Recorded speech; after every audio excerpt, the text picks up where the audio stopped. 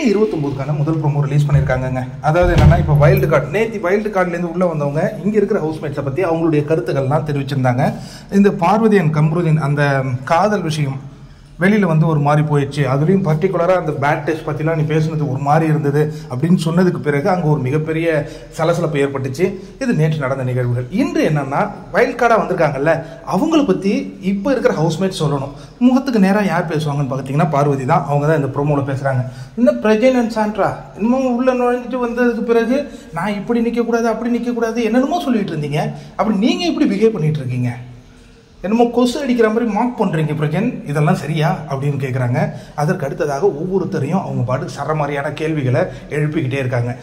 கடைசியாக என்ன சொல்கிறாங்கன்னா, ஊருக்குள்ளே 4 பேர் 4 விதமாக பேசுவாங்கல்ல, நான் உங்களை அந்த மாதிரி தான் பார்க்குறேன், நீங்கள் 4 பேர் 4 விதமாக பேசுகிறதுக்காக 4 பேர் உள்ளே நுழைஞ்சிருக்கீங்க அப்படின்னு உடனே வைல்ட் கார்டு கண்டஸ்டன்ஸ்க்குலாம் ஒரே அதிர்ச்சி. என்னடா நேற்று முழுவதும் பாரு நம்மகிட்ட இந்த வெளியில் என்ன நடக்குது ஏது நடக்குது ரொம்ப அப்பாவி மாதிரி கேட்டுகிட்டு இருந்தது, இன்னைக்கு முகத்துக்கு நேரம் இப்படி பேசுதே அப்படின்ட்டு.